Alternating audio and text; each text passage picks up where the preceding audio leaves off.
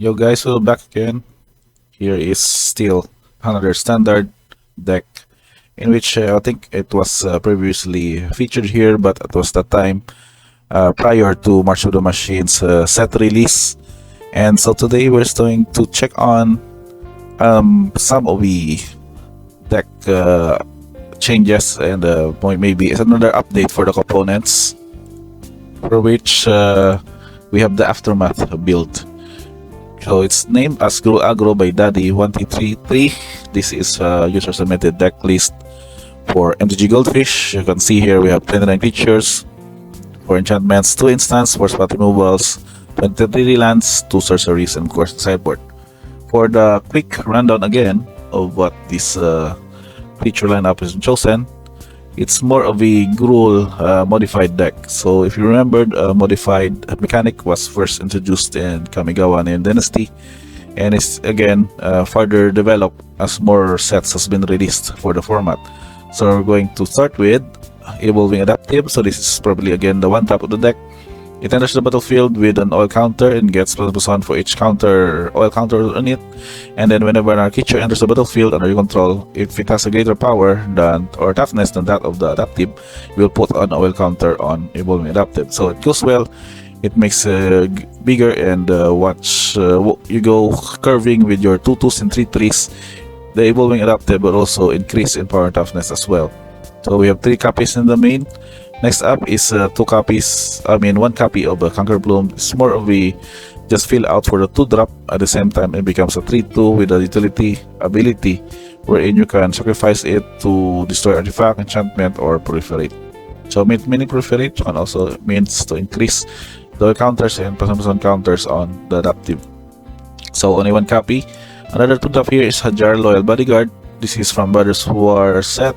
To cost 3/3 whenever you've been able to sacrifice it, the creatures you control gets +1/+0 and gain indestructible. That would really go with the function here, but the important thing is that you get to have a 2-drop for a 3/3 value, wherein again Evolving Adaptive would also benefit from. And next up is 3 copies of Clear Scholar. This is probably the default 2-drop for this kind of deck because whenever you cast a creature spell, it gets bigger with a +1 counter on it, and whenever it dies, you can distribute those counters among any number of target creatures you control, equal to the number of +1 counters was added on the Beast Scholar. So that is 3 copies in the main. We also have 4 copies of Iconoclast. This can act as a 2/2-drop, 3/2, but it also goes with a 3-drop with the kicker ability. So whenever it gets kicked, it gets +1 and gains haste, so it becomes a 4/3 haste trampler and works well if you curve out with a Beast Scholar, and this is followed back by the Iconoclast for its kick mana cost. So that is 4 copies in the main. We also have another 3-drop here in this form of Miglos Maze Crusher from Pareksha B1. Due to cost 4/4, again a very good power toughness for a cheap mana cost. And it has its ability that enters the battlefield for the 5 counters. All counters can then be converted into these various abilities by gaining Vigilance and Menace. For example, removing 2 counters, you get this +2/+2, and removing 3 counters, all counters, you can destroy target artifact or enchantment. So another, again, utility ability, at the same time a good beatdown creature with a good curve in this deck. So that's 3 copies in the main.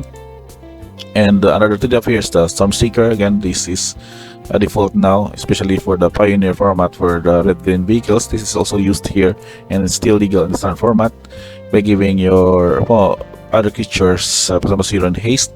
At the same time, if we're able to turn into Knight, it's bigger with a 3/4 power and toughness and becomes more efficient by giving your creature you control gets +0 and gains trample and haste. And that it is the new inclusion here. This is 3-drop, that is Samut Vizier of Noctanum. This is 3 to cast 2/3 first strike Vigilance haste, and has its ability that whenever a creature you control deals combat damage to a player, if that creature enters the battlefield this turn, draw a card. So it goes here to benefit that whenever you played a hasty creature and it deals combat damage to a player, it will fulfill this condition that it has entered the battlefield this turn and you will draw a card as a reward. So that is 3 copies in the deck.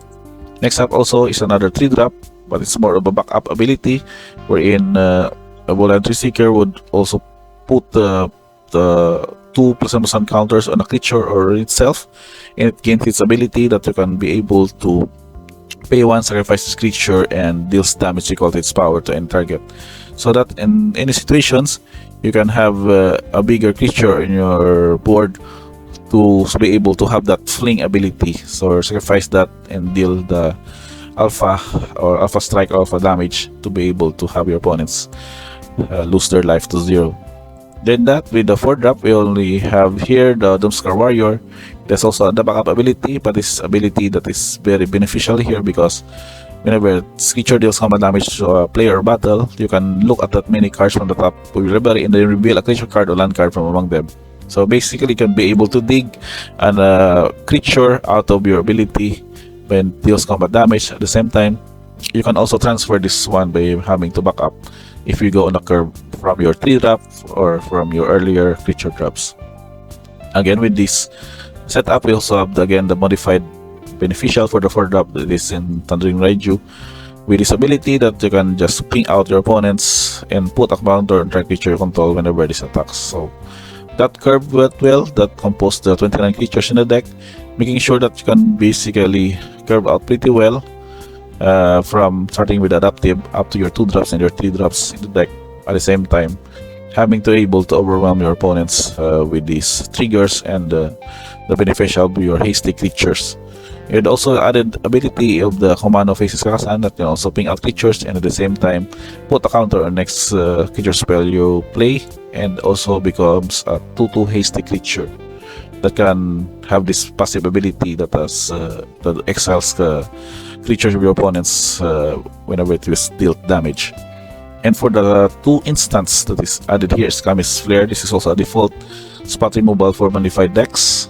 You can deal 3 damage to creature or planeswalker and a bonus 2 damage to that permanent controller if you control a modified creature. And the added sorcery here is 1 copy of Bushwhack. This can also search for a basic land or just fight a creature you don't control, and a copy of Nihilist Warrior Crafting. This is from the March of the Machines. You can deal 5 damage to the creature, planeswalker, or battle, and then look at the top X card library for the excess damage that was dealt. So you can basically kill off a Sword Red for 5 damage or little or lesser toughness creature, and you get the bonus to scry for the top X card library, and then you can play one of those cards up to your end of your turn. And that with that setup in the lands is basically pretty much the same. Mana fix with Copperline Ghost, basic lands and channel lands, of course. Corpus and Farce also for the mana fix, and of course Rockful Veil, and of course 1 copy of Second Sun and 2 copies of Basidu on this setup. For the sideboard, it's pretty much straightforward here. You can see that we have 4 copies of Little Mantic Barrage against blue and white creature. As we know, the soldiers is still popular in the format. You can basically have this one as a good spot removal against them. We have 2 copies of Tiber Stand. This is also sort of the Tamiyo safekeeping ability that gets your opponent creatures extra and resettable. At the same time, if you have a good mana sink in the late game, you can have extra mana to pay out for X to deal extra damage. And 2 copies of Rockus Fall, destroying artifact, battle, enchantment, and creature with flying. Notice Warcrafting as additional 3 to cast 5 damage spot removals for any big creature matchups. We have a single copy of Squid, the Beast Monarch. So it's also additional utility attacker and haste because it also can be played from the graveyard by paying 4 and exiling 4 other cards.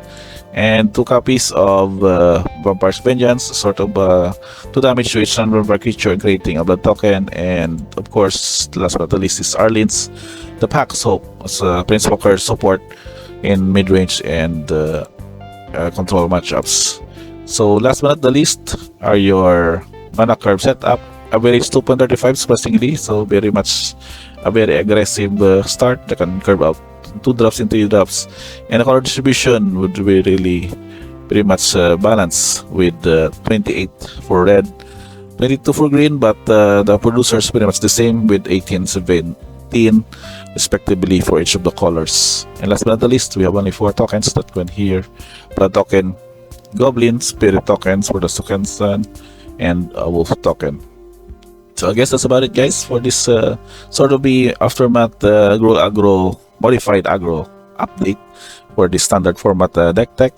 If you like this video, just click like and subscribe, notifications bell for upcoming deck text also that we can have in the upcoming sets of Magic the Gathering. And I guess that's about it. Do help to comment below for any suggestions or recommendations for this deck tech video and update, and you can have a good discussion later on. Thank you guys for watching, and see you on the next one.